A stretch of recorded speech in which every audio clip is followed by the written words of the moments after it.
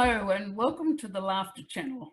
The Laughter Channel where human interest meets humour interest. As I've explained to many viewers before, this is not a comedy program, but it is about exploring the place where our humanity and being good-humoured connects. My guest today is Anita Bentata. She's an inspirational keynote speaker, bringing a new perspective to the epidemic of domestic violence. She's the author of The Wolf in a Suit, an advocate for women impacted by domestic violence. Anita runs a large survivors group in Melbourne called Women Starting Again. She says we are talking about the same concerns with domestic violence that we were 20 years ago. Today she's going to share with us what the wolf doesn't want you to know. Now, if that's aroused your curiosity, as it has mine, then you, like me, will be intrigued. We're going to find out about accessing the woodcutter within. Anita is a survivor and a thriver. She's spoken as an expert at conferences and across all media, and more recently was filmed for the documentary Dangerous Dance, released in 2018. So, Anita, you must tell us something about that as we proceed through this interview. Thank you so much for giving me your time today. So good to have you here. It's so lovely to be here, Pat. I'm really looking forward to our conversation. Humour is so important. Yes, thank you. Can you share for me a little bit of the journey that's brought you to doing your current work? Sure. I grew up in a childhood that was quite scary and chaotic and controlling, and so I learnt to deny what I was feeling to please everybody else, so for survival, because you're dependent as a child. And so that led me into very easily falling into domestic violence, because I was very scared of the world and I didn't have an adequate sense of self to speak up for myself. So I ended up being at a party one night and being stalked really at the party because I couldn't say no, and I ended up being in a relationship with him and having a child with him. And so it was when I escaped that abuse with my children, I then went straight into psychotherapy and counselling to make sure that I never got caught again. And after a couple of years of that, I thought, oh, I think I want to change careers. So that was what brought me to training as a psychotherapist. Okay. So was that the pivotal moment when you left, do you think, for the shift? What was that moment that created? In my book, The Wolf in a Suit, I unpack, because there wasn't like one moment, there was a series of events. Like there were some pivotal events, like when he went into hospital, and because he was away for a certain period of time, the fogginess from the survival response and the trauma response and trying to just manage everything could clear because he wasn't there every day. And I remember distinctly bringing dinner to my two daughters at the dining room table and feeling this joy and lightness and sense of connection. And it was like I woke up and it was like, oh, this is what life's meant to be about. And realising then that, you know, I wanted to hold that. I didn't want to lose that again when he returned home. So through that period, I'm going to call it growth, through that period of growth, did you have some values that you really, that helped you hold that place?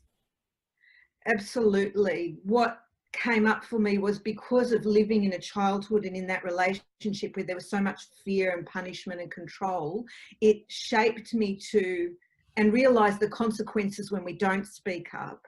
It shaped me to one of my top values is to speak about the uncomfortable, to speak about the elephant in the room, and to reach out to people who are vulnerable, because it was heartbreaking for me that none of my family spoke up. And it was only after I escaped that my sisters said to me, one that she used to cry when she'd leave my house, and my other sister said they used to talk to each other, but they didn't know how to help me and get me and my two children to safety, or even to find out more clearly what's going on. But they could see from the outside, they could see things were wrong. And so that really shaped my values and my focus to ensure that I support other people to be active, because I don't want other women and children to go through what we went through. And for my family too, I think it was extremely difficult for them. And I want to help other families to be more active, because we know research shows that women will go 16% to agencies to seek help, and about 75% to family, friends, neighbours. And so we don't have to wait for the government or laws to come into being. We can do amazing change, which is what I'm doing in my community. And I want that to be a massive ripple effect to help as many women and children as possible. Yeah. So what I really can hear is you've been very intentional in all of this. Yes. And has that been helpful in being able to bring it to life? Absolutely. I think if I hadn't been intentional, I would still be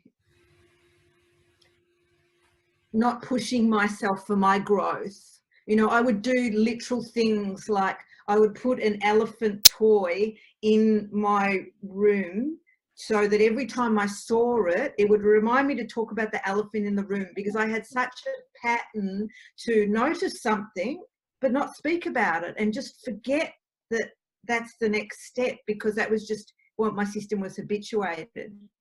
So, yeah, the pain, you know, that my system kept saying, never again do I want to feel this. So it was like I would speak up and not keep a secret. I would, you know, in inappropriate settings. So one for me was that after I escaped and I still didn't have that family support, and I was going through about 7 years of court to protect my children and myself. And that was pretty excruciating, as well as my children were in constant trauma responses because of being exposed to who I call the wolf in my book.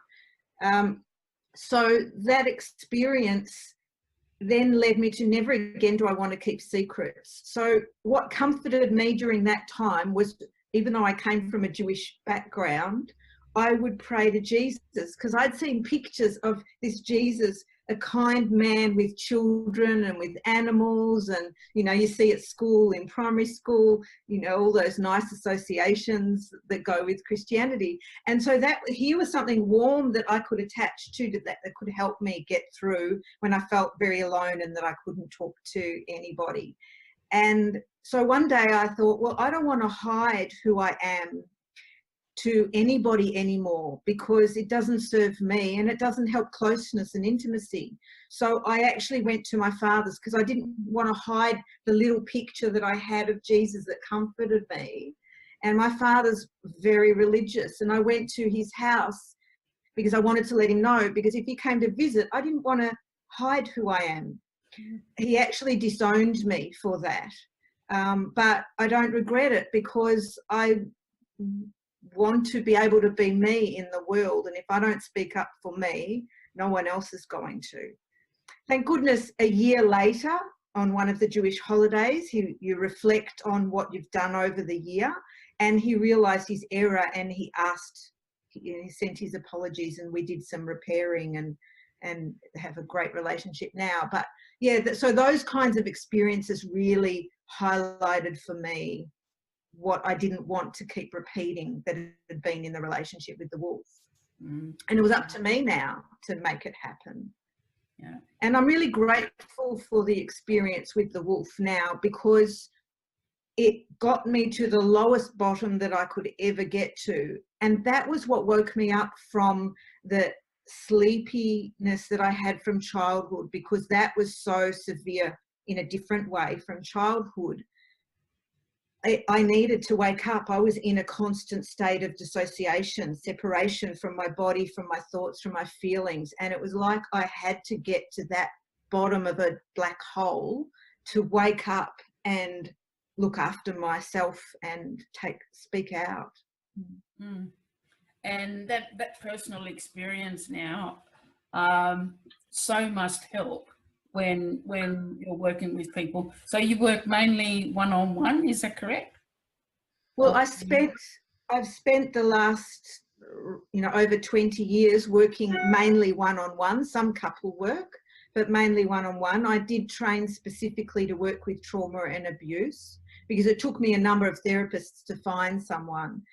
And over the last few years, I've started to change my business because I grew up in trauma. I've worked with trauma. I've been around trauma a lot. And even though I love my work and every session is amazing because of the tools that I have, I had to reach a point of what do I want at this stage in my life? And so when I'd been working, running domestic violence groups early in my career, the women had asked me to write a book so that people would understand what would happen. And when I was getting close to turning 50, I remembered that promise I'd made to them, and that was what prompted me to write The Wolf in a Suit.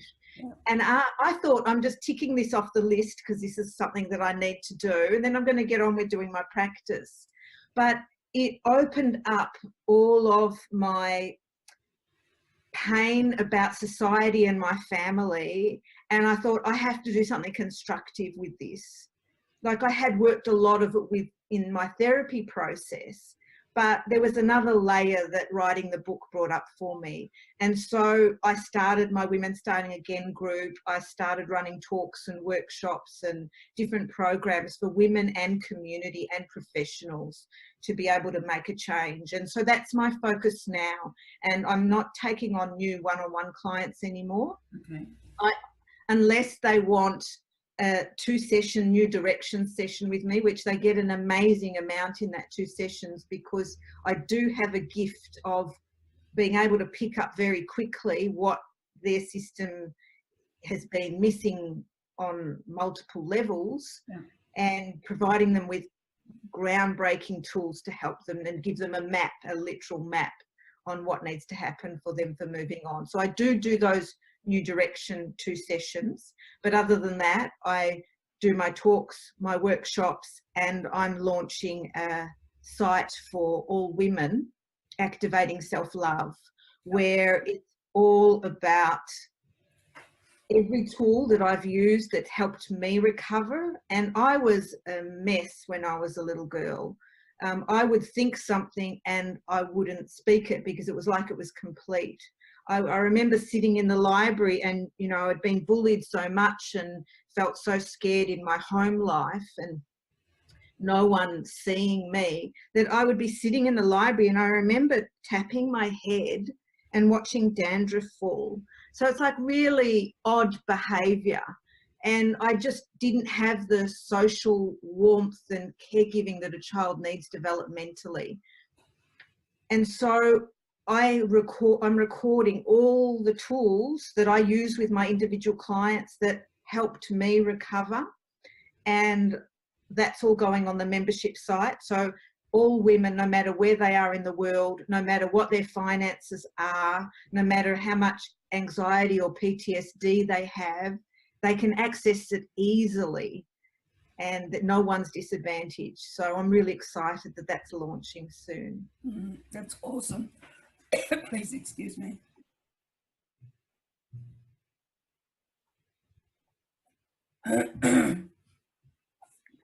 Having that larger, more expansive outreach also is going to let you reach a lot more people than you can achieve, yes, one-on-one.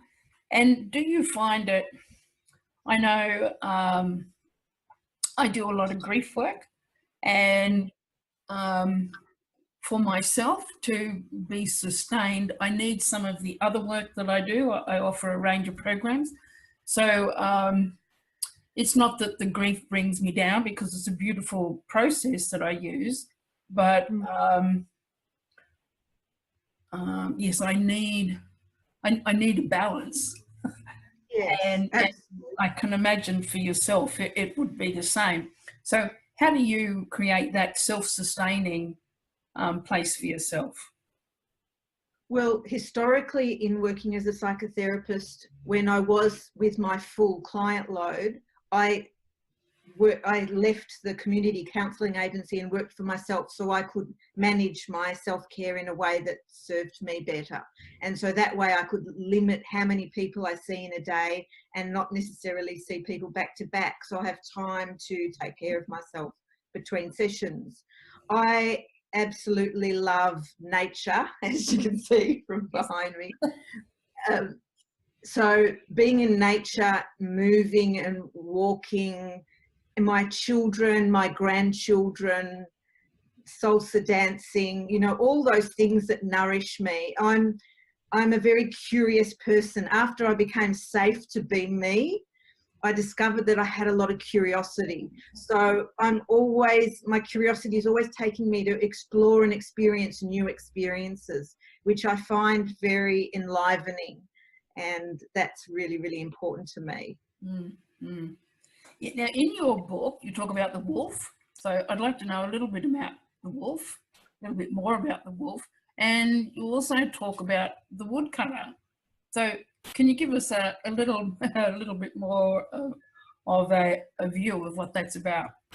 Absolutely. When I was working with a woman one day, without my conscious mind knowing that I was going to tell a story, I started telling a story, and it was about Little Red Riding Hood. Yep. And that very often we're taught as children, and particularly girls, to be kind and helpful and be a nice person. Yep. And so we learn to go out in the world, and that's what's in our basket. Yeah. But we don't get taught that there's wolves out there and the wolves don't follow the same rules. And so when we meet a wolf, we don't know how to respond. Same as Little Red Riding Hood. She just continued being nice and polite. And we're taught as females to be understanding and forgiving and compassionate, which are all beautiful qualities, but they don't help us to discern who is a wolf and how to respond and have permission to respond differently. Because when Little Red Riding Hood got to the door of her grandmother's house in the story originally, she didn't want to go in. So her inner sense, her instinct said to her, something's not right. But we're taught in our world to listen to others, listen to outside ourselves, instead of that inner knowing that can know far more than our conscious, rational self. Even when she goes in and she says, what big eyes you have, what big ears you have, it's obvious she knows something's wrong and she's confused. But she's seeking help from the wrong place. Yeah. So I talk about that with the dynamic with the wolf.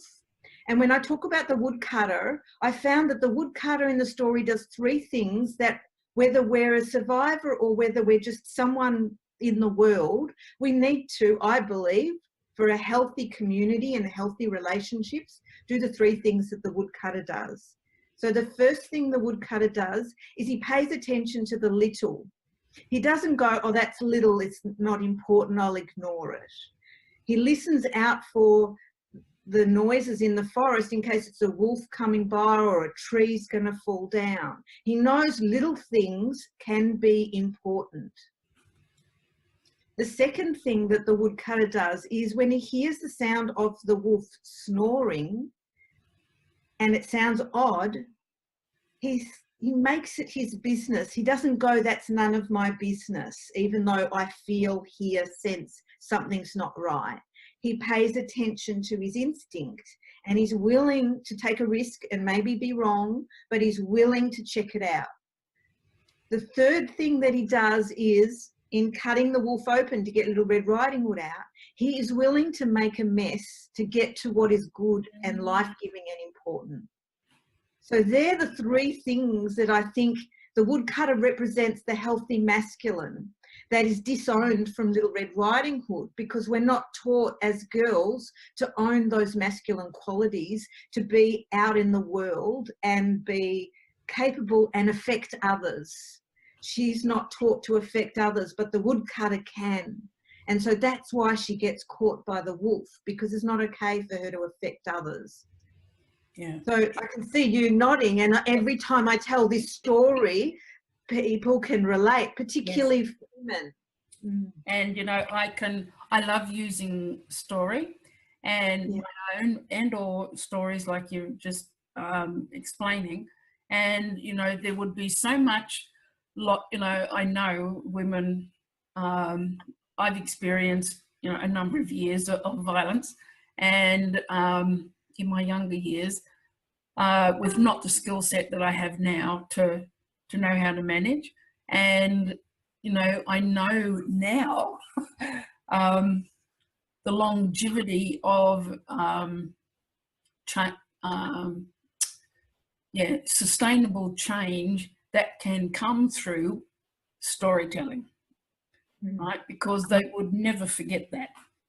Yes, That yes. session with you where you bring all of that forward, they can see the parallels and see themselves there and see others in other Yes. roles in their story. Must make a huge difference. Oh, it does, because we as humans, we all have a defense system which helps us get through an incredible amount in life. And unless we understand more about the involuntary responses that happen in our defense system, if I tell someone directly, I believe you're in an abusive relationship, they may have a lot of defenses that involuntarily get activated. And story is a safe way, because I'm not talking about them, I'm telling a story. So it's a very safe way to hear the information and experiment with, how is this relevant for me? Yeah. And so many of those stories and have a pervading rule of 3, and 3 is a really good number for people to be able to take stuff on and recall. And there's something about the wiring of our brain that really responds and relates very well to that rule of 3.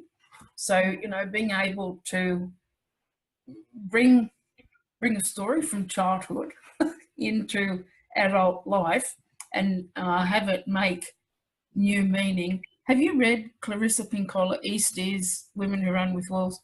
You know, when I first read that years ago, it was a hard read. And then I read it a few years later and it was like, oh my. And, you know, the whole essence of that book for me was how we've lost touch with our intuitive selves. Yes. You know, no wonder today there are so many people, men and women, whose gut flora is shot to pieces, and so they don't have, you know, people that I work with using the embraining process, they often can't sense, and the gut's dead, and so they've lost connection with so many things. And, you know, that's part of that dead space, isn't it, that occurs when something inside us dies. So, you know, that losing that and then finding a path, you know, some restorative path is very much, I think, about opening. It's so interrelated, the mind, body, soul, Yes. you know, creating that healing process across all 3. Generally speaking, for me, I relate more to that the pathways in our brain and body connections have been interrupted as opposed to dead. Yep. And the work that I do is helping bring in what was missing, what created that interruption, so that those pathways can connect and progress to their natural conclusion, so that, you know, people can access that instinct. So your head doesn't have to remember everything, because our head goes into shoulds and rules and what about that person, but our instinct is very clear. It says this is good or it's not good. And so repairing those interruptions so that we have our flow again. Yeah, nice. I like that explanation. Thank you. I've been I love the work of Professor Howard Gardner. He espoused probably 30 years ago now that we don't just have IQ. In fact, we have many intelligences. We've got practical intelligence, kinesthetic, emotional intelligence, practical, etc. And in our culture, we honour sport and we honour academia, but we don't honour social intelligence, spiritual intelligence, emotional intelligence in anywhere the same kind of way.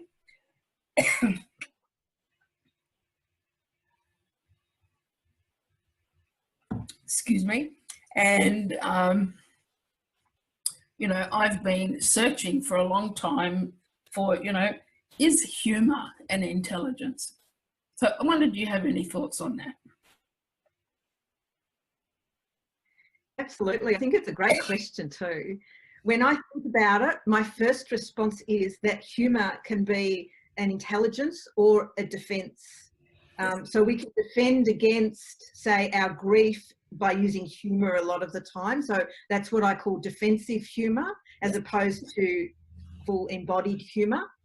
But I think absolutely humour is an intelligence, because humour lets us know something. It gives us information, and the intelligence within humour allows us to not necessarily be so absorbed in the rational thinking of something. It can allow us to witness it from another perspective, so loosen a fixedness and lighten it up, so it opens up neural pathways to look at something in another way. And for me, it's such an intelligence because it helps keep us out of catastrophic thinking. Yeah. And it can give us a bridge to seeing beyond the terrible. The story doesn't just end at the bad bit when we're bringing humour in. It helps us to reflect and see beyond the terrible. You know, often when we're going through terrible things, you know, as I mentioned to you before we started recording, my mother is seriously ill right now, and she has terminal conditions. So there's only so much the medical system can do. And every time I see her, without me consciously even trying to, I'm always searching for something funny to say, because there's a way of connecting there that is profound, that happens, that's not necessarily there with other forms of connection or communication or intelligences.